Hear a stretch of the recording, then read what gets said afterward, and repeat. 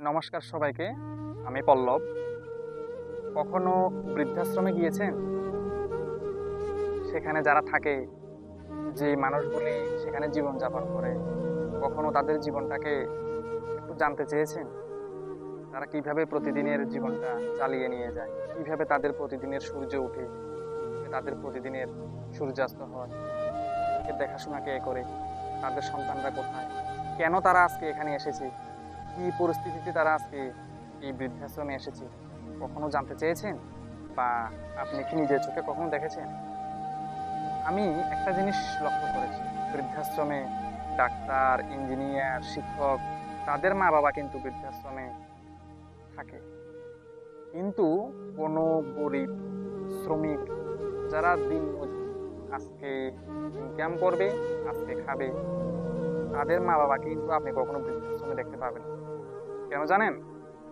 কারণ তারা মা-বাবাকে যে চোখে দেখে, যে ভালোবাসাটা তাদের মা-বাবার প্রতি রয়েছে, আমরা যত বড়ই শিক্ষিত হই না কেন, ডাক্তার, ইঞ্জিনিয়ার, প্রফেসর হই না কেন, আমরা কিন্তু ওই সম্মানটা আমাদের মা-বাবার প্রতি দেখাতে পারি না। যদি দেখাতে পারতাম তাহলে কিন্তু আমাদের বড়, বড় শহরগুলিতে এত বৃদ্ধাশ্রম থাকতো না। এত বয়স্ক মানুষেরাও নিজের বাড়ি ছেড়ে অন্যের বাড়িতে থাকতো না। বৃদ্ধাশ্রমে থাকতো না। আহ আমরা যারা গ্রামে রয়েছি, গ্রামের মানুষেরা আমরা মা-বাবাকে অবশ্যই ভালোবাসি। সবার সঙ্গে মিলে চলতে চাই। একান্নবর্তী পরিবারের মতো চলতে চাই। সেজন্য আমরা আমার মা-বাবাকে নিজেদের ঘরের মধ্যেই রাখি, কোনো বৃদ্ধাশ্রমে ঠেলে দিই না। যদি এমন করতাম তাহলে আমাদের গ্রামের নামটা খারাপ হতো।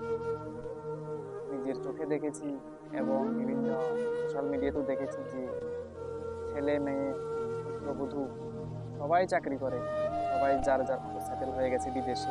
কোনো বড় কোম্পানিতে চাকরি করছে। কিন্তু মা-বাবা বাড়িতে পড়ে রয়েছে। তাদের খোঁজ খবর নেওয়ার মতো কেউ নেই। একদিন যে সময় করে মায়ের কাছে ফোন করবে, সেই সময়টাও কিন্তু তাদের হয়ে ওঠে না। তারা একাকিত্ব অনুভব করে, তারা একাকী জীবনটা কাটায়।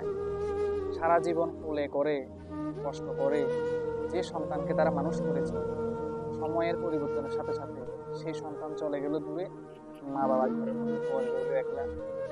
যে সময়টা তারা তাদের নাতি-নাতনিদের সঙ্গে হেসে খেলে কাটানোর কথা, তারা একলা একলা তাদের জীবনটাকে কাটায়। এমন তো হওয়ার কথা ছিল না। তারা তো হয়তো এমন ভেবে ভবিষ্যৎটা হবে, এমন কিন্তু তারা ভাবেনি। তারা ভাবেনি যে তাদের সন্তানরা এইভাবে দূরে সরে যাবে। একটা ফোন করারও প্রয়োজন মনে করবে না। এমনটা কেন হলো?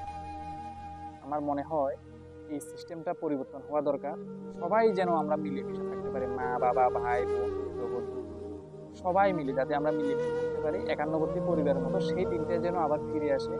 আমি সেই প্রত্যাশাই করি।